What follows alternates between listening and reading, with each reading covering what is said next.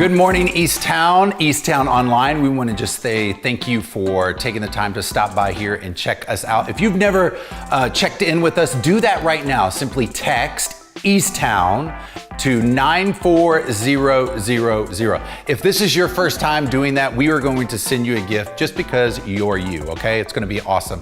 Hey, also, we think today is special. We think today, wrapping up our series, Create Your New Normal, is going to be a life-impacting morning. And so we want you to share this link right now. Start a watch party, whatever you gotta do, share this link and enjoy this song.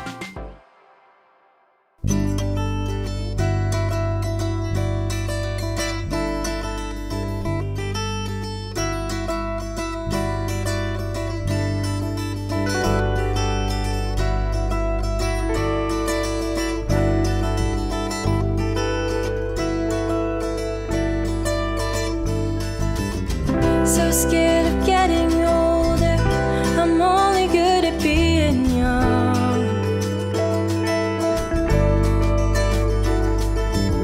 So I play the numbers game to find a way to say that life has just begun. Stop this train, I wanna get off and go home again. I can't take this speed, it's moving in. I know I can, but honestly, won't someone stop this train?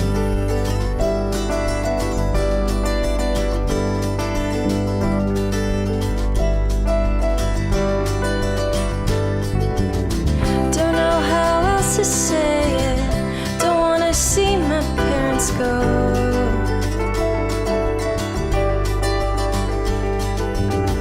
One generation's length away from fighting life out on my own.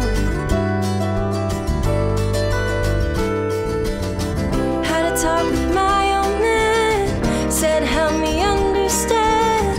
He said turn 68, you'll renegotiate. Don't stop this train. Don't for a minute change the place you're in. Don't think I couldn't ever understand.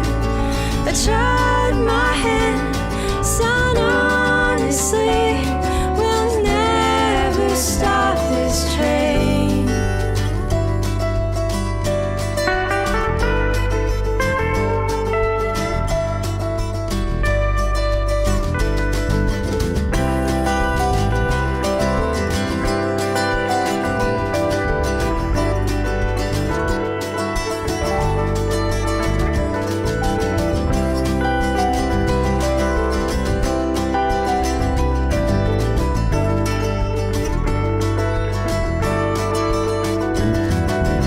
Once in a while, when it's good and it feels like it should, and they're all still around, and you're still safe and sound, and you don't miss a thing till you cry when you're driving away in the dark, singing stop this train. I wanna get off and go home again.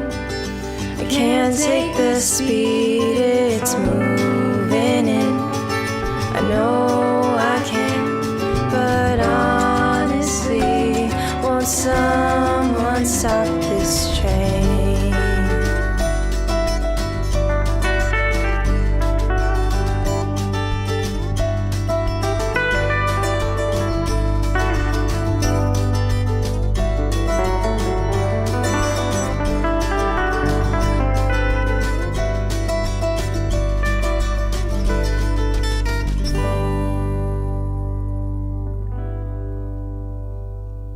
Well, once again, we just want to welcome you to Easttown Online. We're so glad that you're here with us. My name is Michael Dupin. I'm Clint Dupin. we are married. Yes, we are. We are. But I just 22 beautiful years. That's not true. If you think about the lyrics to that song we just listened to, this idea that it can be so hard to stop the train. It's like if you imagine your life as a train running at a rapid pace, we often feel like we don't even have a choice on the things that land on our to-do list, our priority list, but life as we know it has been interrupted. And I think we often think of interruptions as a negative thing, but could this be an opportunity to reimagine life, to create a new way of living, a way that we focus on what matters most? Because the way we do life has been shifted, probably the way you work has been shifted. We're watching the racial injustices just come to our screen and our newsfeed, and we're realizing how deep it goes. And at the same time, you're navigating conversations with your kids, with people in your life about how we move through this season. But what if we could be intentional to say, I am going to live a new way. I'm going to create a rhythm in my life where I can focus on what matters most and make the greatest impact that this world so desperately needs. So that's what we're going to kind of wrap up today as we finish our series. And I know because of the season, it can be discouraging. I know for me, it is really discouraging not to be with you in person, not for, so that we can't hug you, we can shake your hand, whatever it might be. And we long for the day for those of you who call Easttown home to be in person, but we know now is not the time. And we long for the day for those of you who have just started joining us online to meet eventually in person. But know this, is that we receive messages, Facebook messages, emails, texts all the time. When are we going to meet in person? Well, the church still moves on, right? We were never a specific place. It's always about people and how we engage with locally and globally. And that's what we try to do here at Easttown. But know this, is that we are taking every precaution. We are listening to our city officials. We want to take you in mind. We want you to be safe. We want our people to be safe. We want our community to be safe. So trust us, keep up the speed on apps or whatever. How else can you? I would say follow us on social media. If you haven't checked in, do that so you'll receive our newsletter. Because we are looking for creative ways at the earliest opportunity that we could possibly do something in person. Yeah, I'm excited about this next thing. We are getting ready to start a 40-day journey called Hope Project. It's a new series, and actually we're combining forces with other churches here in the Bay Area where we're going to do this journey together, and we want you to commit to it, right? Commit to engaging each and every Sunday morning, inviting people to it. Also, we're going to do some challenges, and you're going to talk about that in just a little bit, but I want to just give you a brief overview, is that all of us desire hope, right? It's like, think about hope like this. It's like almost like a vacation. When you know a vacation is coming or time off is coming, you can keep moving forward. But we live in a day and age where hope can be robbed from us at any time. And without hope, we lack purpose. And so we're going to talk about, what do we ground our lives into? What do we really sink our identity into to have hope in this season? And so we're going to talk about some pretty relevant things, and we're going to follow this one guy in scripture. His name was Peter, and he followed Jesus. And this dude gives me hope because he put his foot in his mouth all the time. He lost.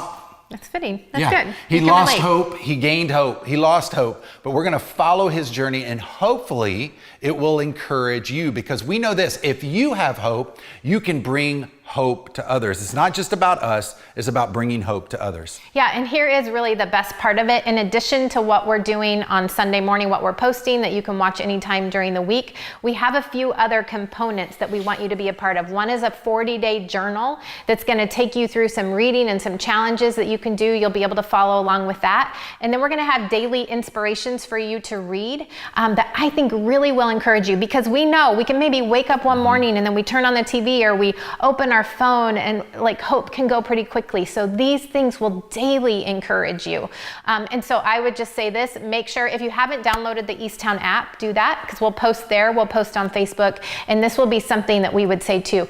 Look for the people around you that need to experience hope and invite them to be a part of it with us. Hey, make sure if you have downloaded our app to allow notifications, because we'll send these, they'll alert you. I know it'll annoy you in a good way. Hey, today we have Justin Warrens, one of our really good friends. He's going to talk about the whole idea of simplify. If you could simplify your life right now, what's one thing that you would remove? I'm going to ask you that question. What is it? Yeah.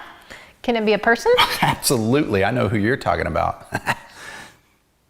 Can it be you? Anyways, Welcome, Justin Warrens. Remember, to those of you who have been generous to Easttown, thank you so much. You can text GIVE, G-Y-V-E, to 313131. If you've not automated your giving like we have and so many other people at Easttown has done, do that today. I hope you enjoy this time, and let's give it up for Justin Warrens. Have a great morning.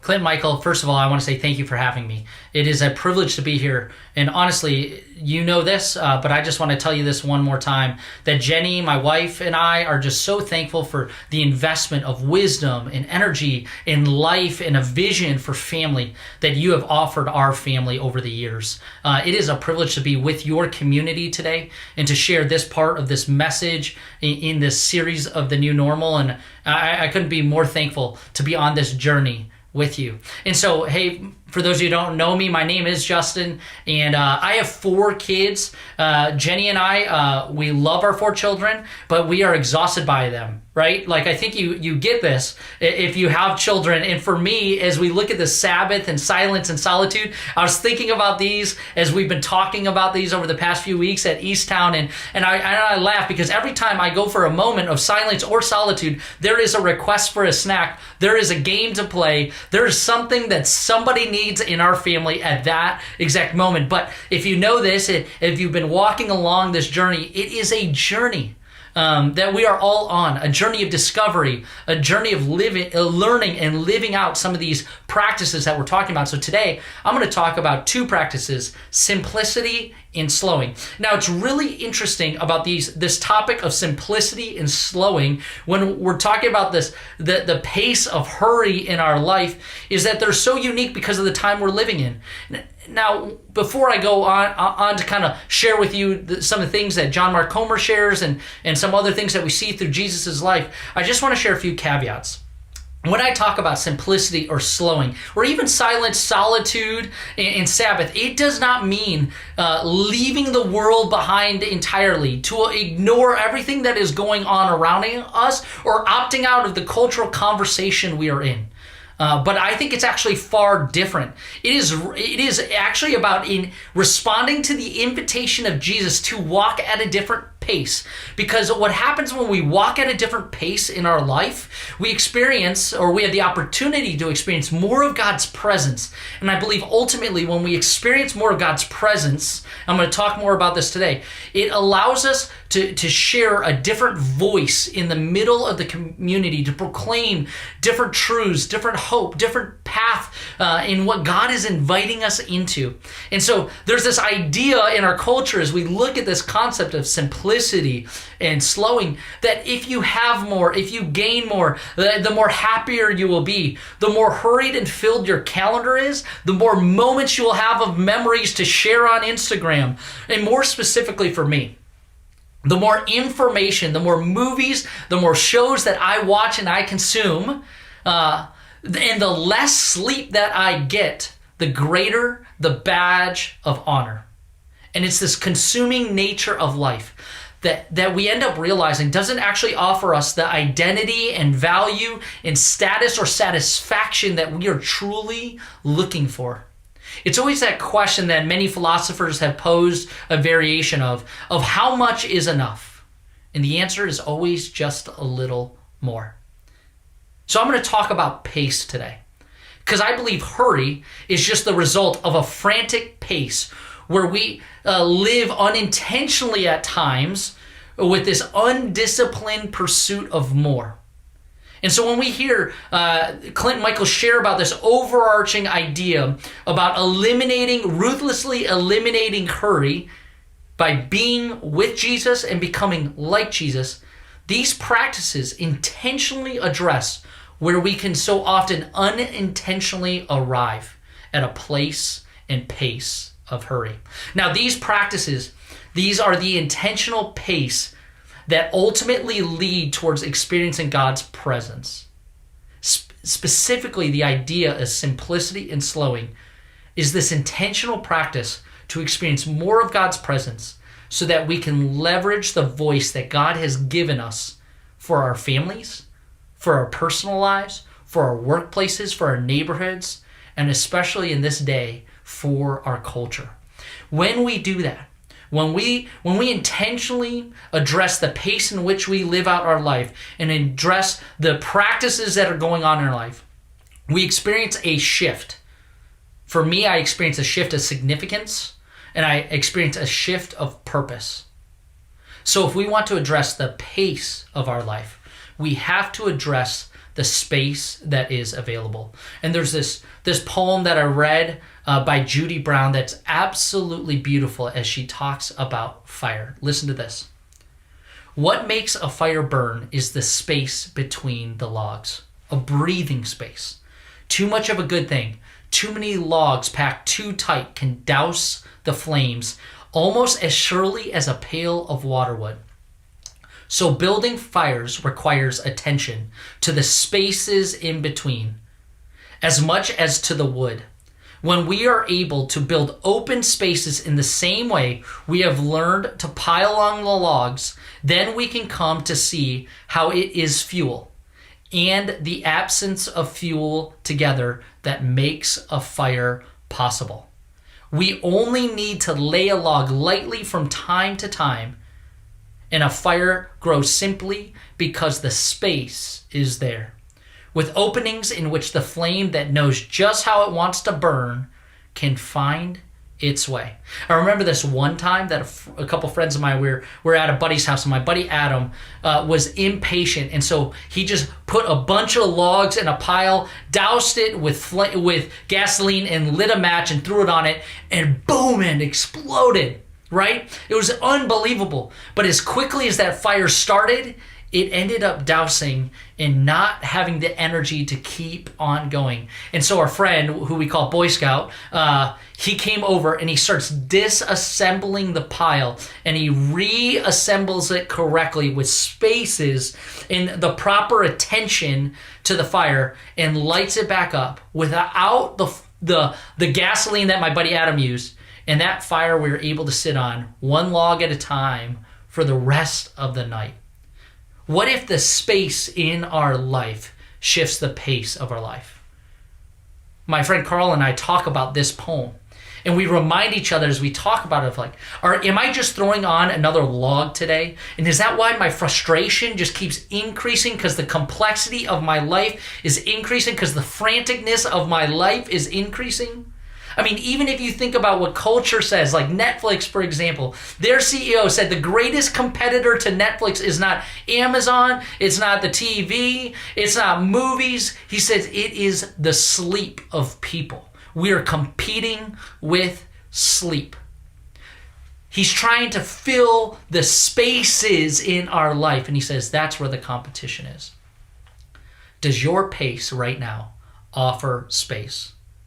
Does your pace offer the fullness of life, the freedom, the hope, and the purpose that God has been inviting you into? So we're going to look at these two practices because I believe simplicity allows to remove some of the logs in our life to open up the space, and the practice of slowing allows us to be present in the very moments. Because practices reorient our priorities and pace for a powerful purpose. I want you to remember that.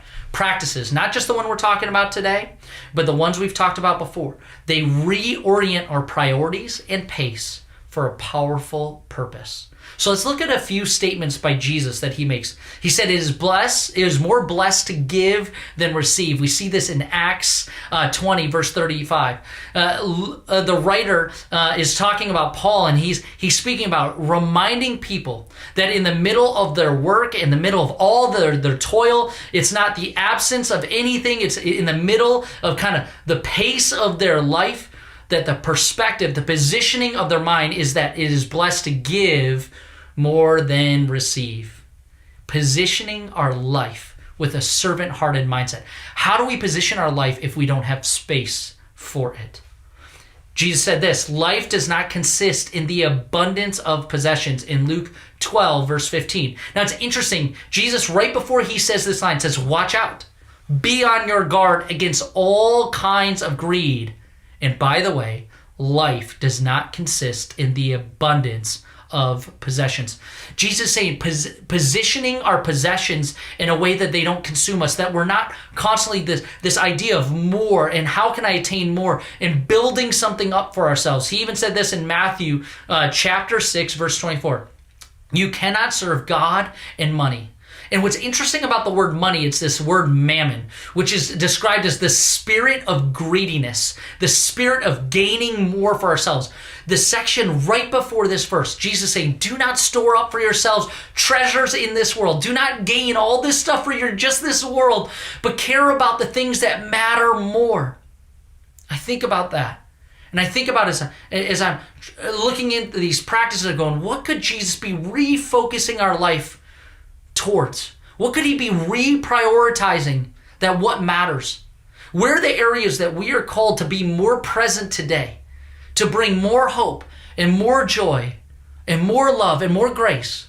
And could he be simplifying some of the focus of our life? Because what happens when we really start thinking about focus or refocusing, we begin to discover, and I'm sure you felt this, that the complexity of life leads to less generosity. It leads to less freedom. It leads to less peace. It leads to less creativity and less relational depth and less margin and less space. But the practice of simplicity that John Mark Comer says in this book, he says simplicity is a way of life where we intentionally prioritize the things that matter by cutting out all that is ancillary and stripping our life down to making abiding the presence of God the center of everything. It is intentionally living with less to make space for more of what we most value before God. Simplicity is a lifestyle that leads to freedom mentally, emotionally, physically, financially. It is this perspective that addresses the anxiety of all the shoulds we should do in life, all the activities we should be a part of, all the things we should buy. It addresses it and gives us this freedom of anxiety from the anxiety of keeping up and the complexity that comes with it.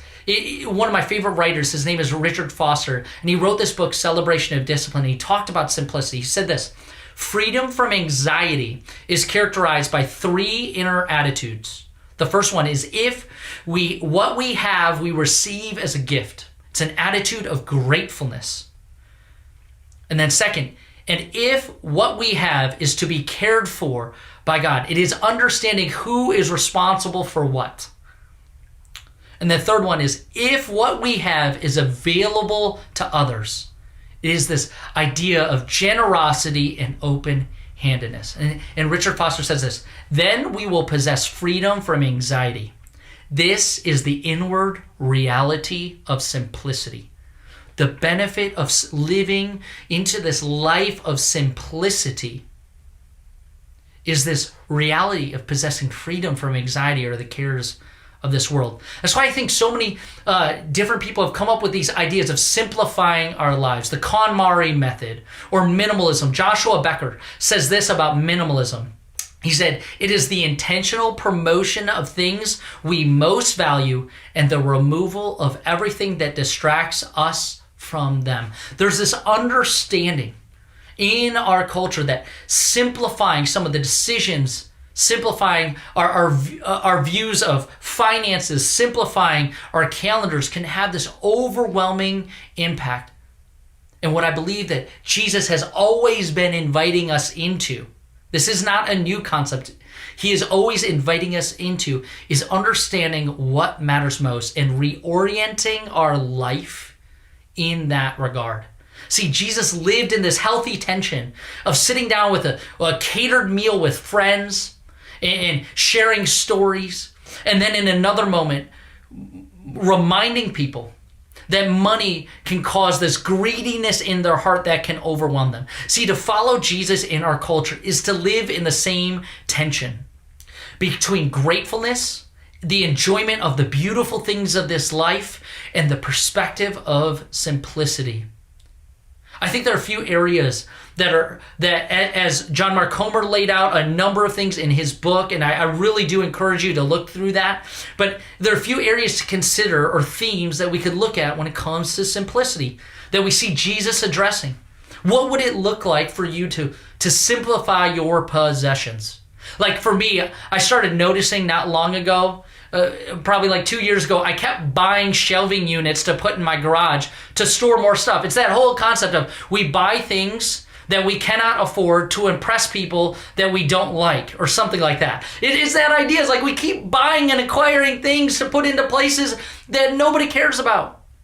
Right? What if simplifying the possessions? I've been in this journey of going, are these the things that need? Are these the things that reorient my life to what matters most in the presence of God? Or are these things just a distraction for me?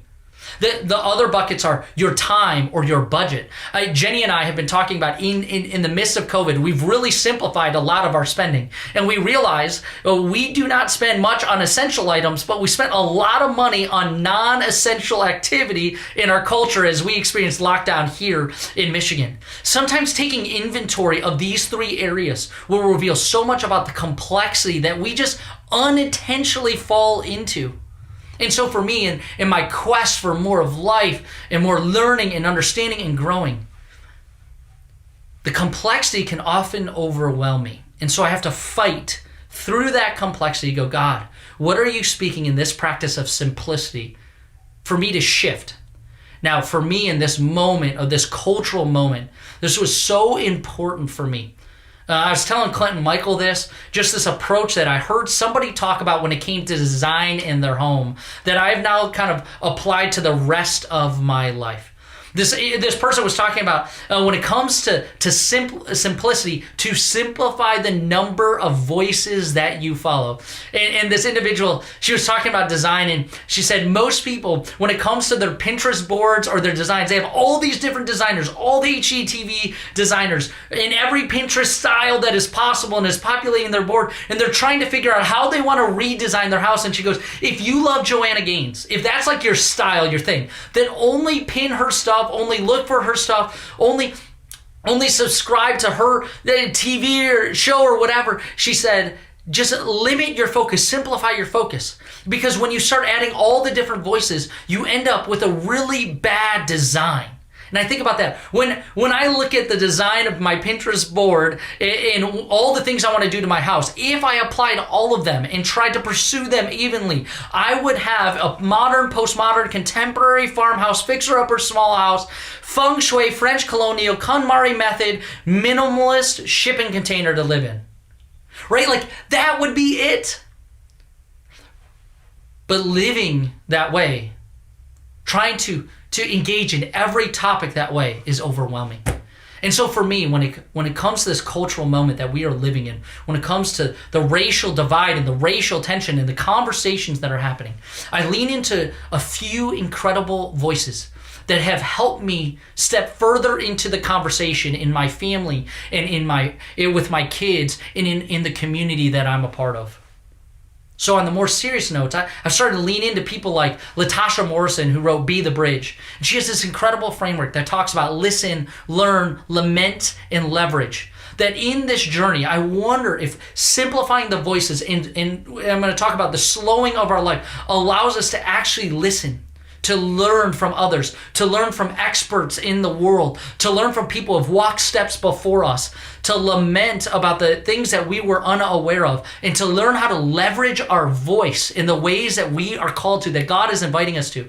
I love what Easttown put on their Facebook page, these resources that are kind of like that, simplifying the voices that you can step into right now for your family and for yourself. I mean, I love Be the Bridge, White Fragility. There's other ones like Color of Compromise, The Color of Law, and Just Mercy. Like these are incredible books and incredible voices. Now, I grew up I'm multiracial, so I'm half Asian and half white, right? So I grew up in this multiracial kind of family. And so part of what I've been navigating is the Asian community's response. And so I've been leaning into voices like Eugene Cho and Kathy Kang and the Asian American Christian collaborative. Like, these voices have been giving me a bigger picture, but it limited me from trying to find all the podcasts and all the conversation and all the tweets and all the Facebook posts. And it simplified me to engage in the conversation that we are in right now, because complexity can overwhelm me.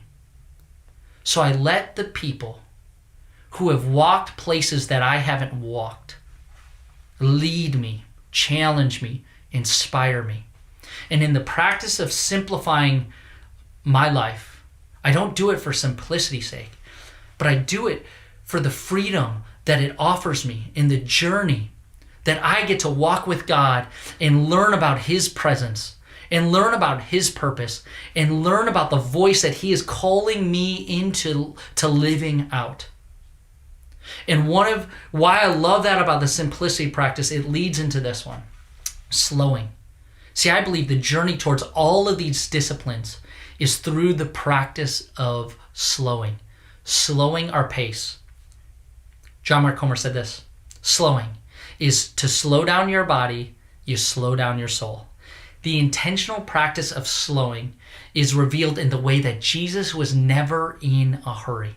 His slow, intentional pace created space for all the interruptions. I mean, you think about so many of the stories are built around interruptions in Jesus' life. A person coming up and asking him a question, trying to back him into a corner. A person who wanted something from Jesus when he was tired. Jesus was so present in those moments, he was not in a hurry.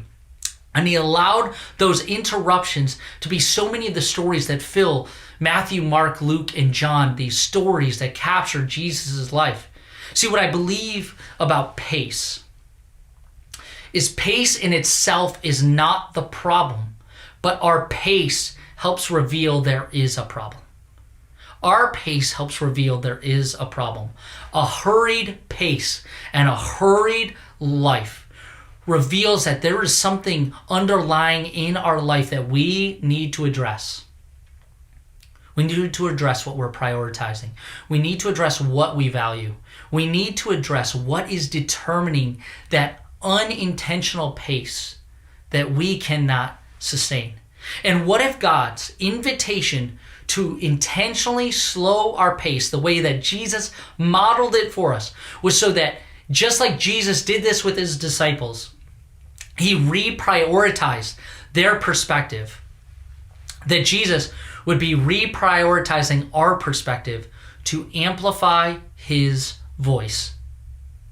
I believe that intentionally slowing our pace allows for a reorienting of our priorities so that the purpose of God that he is calling us to live out, the purpose of our voice, the purpose of our time, the purpose of our talents and our treasures would be revealed in his presence. With COVID and lockdowns, I think we've all been forced to address our pace. For me, what I noticed as we were forced to address this pace that we are living at, I noticed I was more present with my kids. Like dinner conversations were different. The daily conversations, the daily situations were different. I learned a lot more about each one of my kids. And engaging in conversations, because our pace was slower, we were more present to walk through the complexities of our world. When we walked in protests and we engaged in conversations with our daughter, as she asked questions of why things were being said, we were able to walk with her slowly. And then as the evening unfolded, as more questions kind of came up to the surface, we had another conversation. We were able to be present with her. It was this amazing experience because we're navigating a few different topics. Not only are we navigating about what's going on in the Black community, but we're navigating what's going on in the Asian community. And she's telling us about the different things she's thinking about and wrestling with and what she sees and what she hears. And what I've realized is in these moments, the pace of slowing down and being present for a walk, being present for the time that we have together, even slowing down my desire to look at my phone and putting that down so that I can be fully present on a walk and simplifying our life, allowed for a different conversation to unfold. And so my question to you, it's the same question I am asking myself. Does your pace allow you to be present? Does your pace allow you to be present with God that wants to speak life and hope and identity, not only into your life, but into your families, into your community, and into your neighborhood? See, Matthew 13, where Jesus is talking about these soils, he's talking about the soils representing the types of people who would hear God's word and who would hear his voice, that the seeds that fall on the tough path, they can't grow. The seeds that fall on rocky soil, they can't form roots that are deep. The seeds that fall into the thorns are smothered by the cares of this world, and the seeds that fall into the good soil grow. Yeah, I've always looked at that story and been like, okay, focus on being good soil. Focus on being good soil. What I've realized during COVID, for me, that my fast-paced life positioned me to be like the soil that was filled with thorns, where the worries of life would swallow up the presence of God. The worries of life would interrupt God speaking into my heart, and ultimately I would miss out on his presence. And I wonder if the practices of simplicity and slowing help move me from the soil that is filled with thorns to opening up space so I can hear God's voice. What if the slowed pace of life would create space in our life so that we could experience God's presence, that we could experience God's purpose and God's passion, and ultimately experience God's adventure? Friends, that is my hope for you. That is my hope for my family. That is my hope for our culture, because I believe that our culture right now needs voices that speak of hope, that speak of love, that speak of peace, that speak of justice. Our culture is longing for people whose voice is so grounded in the presence of God that his voice carries into the community, carries into your family, carries into your dinner table, carries into your neighborhood and your workplace. And that as we step into these practices, we discover, once again, that it is a journey of learning what God is speaking to us. It is hopeful. And it is about God's presence. It is not about the practices themselves, but it is about being in the presence of God, allowing his voice to speak into our life, to amplify the voice that he is igniting inside of us. So let me pray. Heavenly Father, may we be a community who lean into your pace and your love and your grace to experience your hope, your purpose, your presence, and the powerful transformation that you not only long for our lives, but you long for our community. In Jesus' name, amen.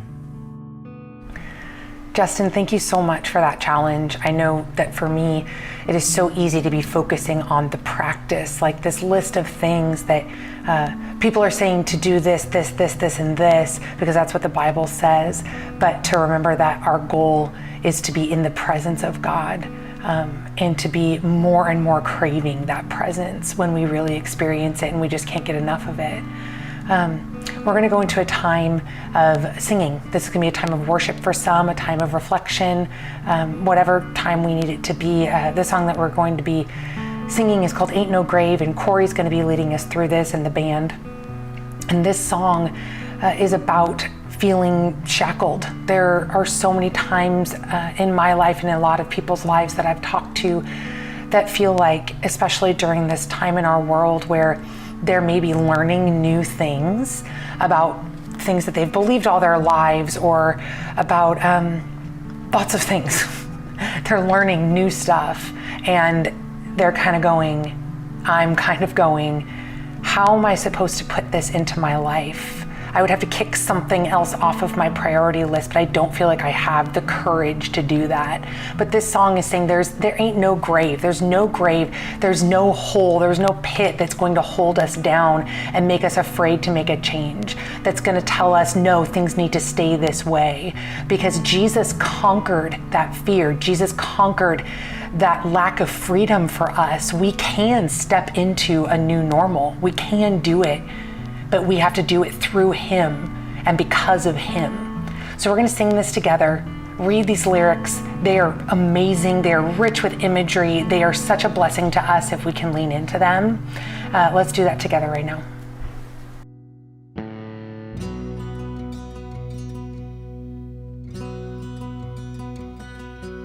Oh, shame is a prison as cruel as a grave. Shame is a robber, and he's come to take my name. Oh, love is my redeemer, lifting me up from the ground. Love is the power where my freedom song is found. There ain't no grave gonna hold my body down. There ain't no grave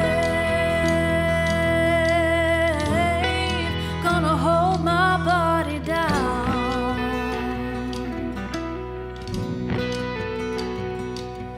When I hear that trumpet sound, I'm gonna rise up out of the ground.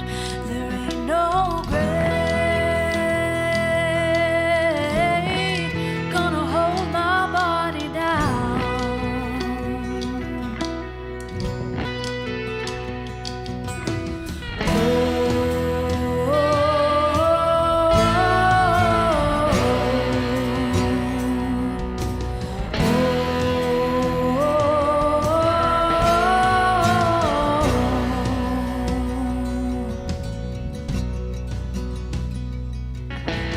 Fear is a liar with a smooth and velvet tongue.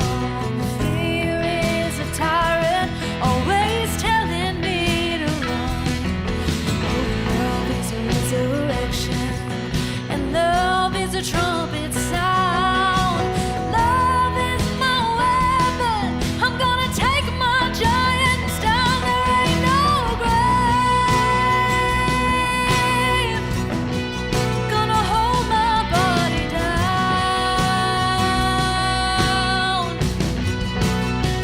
There ain't no grave gonna hold my body down.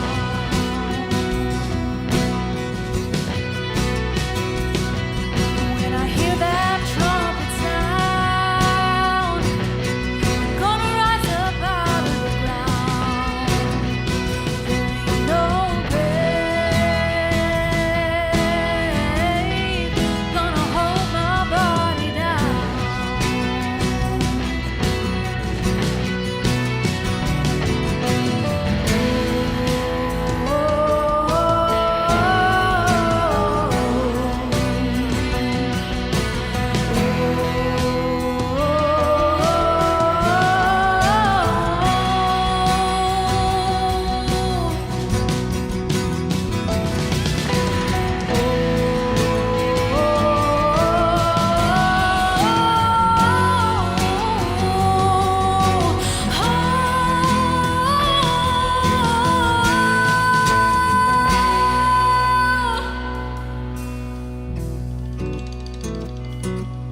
Oh, there was a battle, a war between death and life, and there on a tree, the Lamb of God was crucified, and he went on down to hell, and he took back every key, and he rose up as a lion, and he set our captives free. There ain't no grave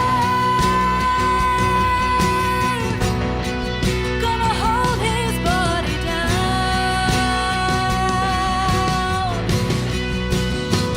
There ain't no grave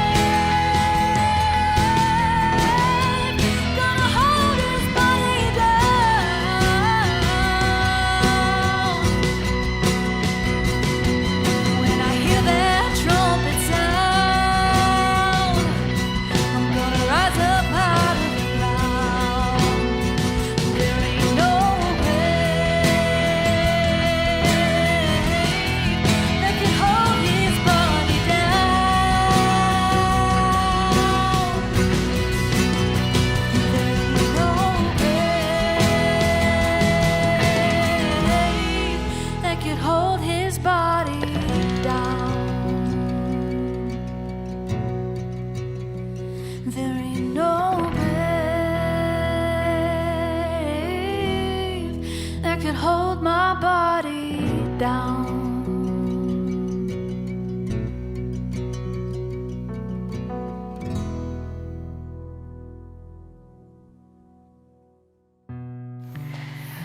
So as we conclude this series today, our hope is that you will think about the ways that you can simplify. You might go back and listen to the other messages and just say, what are the ways that I can be intentional to create a new normal where I experience more freedom that Jesus offers and I can live in a much more intentional way. We're so glad that you've been a part of this with us. I just want to real quick make you aware of some things we have coming up this week. Wednesday, you're actually going live at 8 a.m. with Akeem Smith. You want to talk about that? Akeem Smith is a church startup guy in Oakland. Him and his wife and his team are there in Oakland doing some really, really cool things.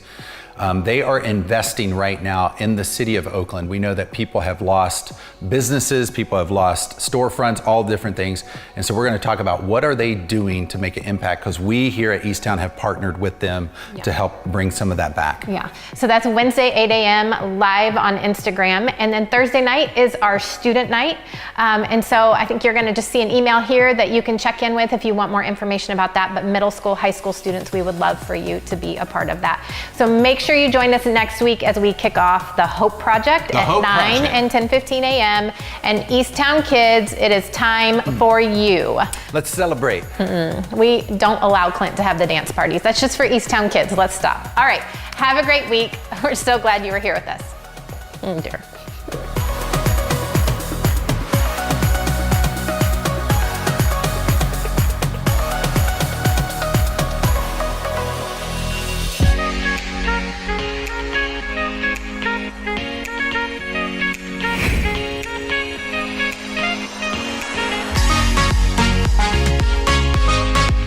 Hey guys, welcome to Easttown Kids Online. So glad you tuned in with us. This is our last week of June and we are finishing up our series.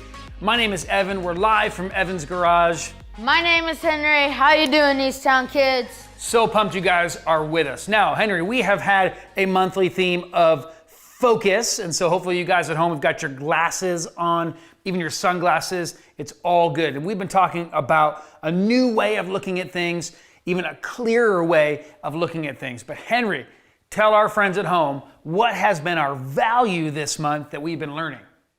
Faith. It has been faith. Yeah, you are correct, my friend. Now, faith is believing in what you Can't see. because of what you Can see. well done, right? We've even looked at stories like Saul Paul, and we've looked at him and saw how his life was changed because of his faith. We can even celebrate some of those stories like Saul turning into Paul. You said celebrate. Think I did. And if it's your first time at Easttown Kids, celebrate means we're having a dance party. And last week, Jordan taught us how to dance a little bit better. So let's give it a try. There you guys are. I've been looking all over for you, Tarnations. Where have you been? I've been. Oh, look at that. Oh, it's you too. No way. Hey, Edna, the explorer. Edna, we owe you an apology. You do? Yeah, we have been avoiding you, especially last week. You have? And so we just want to say we're sorry. Why? Because we've been avoiding you. And we want to take the opportunity to kind of stop and maybe get to know you, to hear your story. Maybe Really? To tell us, maybe why you're injured, like what happened, just to get to know you a little bit more. Mr. Fluffles, is that okay? Is it okay if that? Okay. You got approval from Mr. Fluffles.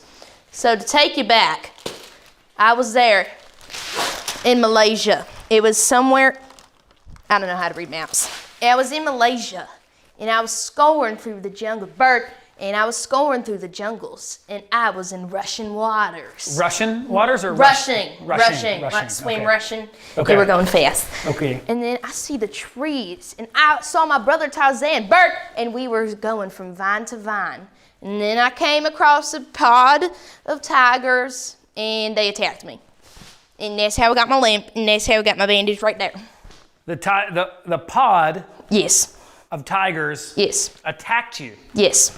Okay. Bert. Yeah. They did. Well, and I have to tell you, I don't know anybody who has been attacked by a tiger I have. in Malaysia. I've been attacked by Yeah. a tiger. Me. Okay, so this, I appreciate you telling us that story. That's getting a chance to get to know you Of course. a little bit better. Yeah, it's maybe we can get to know her a little bit better in the future and hear more Mr. stories. Fluffles, is that okay? Is he asleep? Is he asleep? Oh, he's asleep. Don't mind him. He sleeps. Okay, Edna. Well, thanks for hanging out with us a little bit. Yeah, of course. Anytime. Birds. Wait. Shh. It's a special species of macaw. Well, I gotta go. Okay. Listen to these. Okay, see you at Spring Hill. It's online. Just remember that. It's online. Okay. Okay, well. Okay. It's online. Online, www.com thing. I don't think that's I don't think that's the right one. that's not the right link. But speaking of Spring Hill, it's really fun, and the actual link, not www.online, is right here. It's right here. And there's some really fun things to do there, like build a zip line or build a rock wall and some scavenger hunts. Yeah, they're really fun. So actually, I'm gonna go right now. I'm gonna go do that because they're online. So You're I can going do right it now? anytime I want. Yeah, it's so fun. It's online. So guys, Spring Hill sounds pretty awesome and it's online, but I feel like I might have lost Henry to its awesomeness. I'm feeling a little bit at a loss. I generally don't like to do this stuff alone, so I think I'm gonna have to bring in some help. We have a lot of awesome people at Easttown Kids. I know Henry has been awesome with us, but I think we can bring in some other people, right? To hang out with us and to talk with us. Got it. You know who we should bring in? Let's bring in Miss Jordan. If you guys remember Jordan from last week, she taught me how to dance. I'm actually undefeated in my dance-off competition. We didn't meet this last week, but I haven't lost, right? So let's get Jordan in here. Now, at home, I need you guys to do me a favor. I want you guys to, on my count of 3, yell as loud as you can for Jordan. Loud as you can. Mom and Dad, sorry, right? Here we go. 3, 2, 1. Jordan!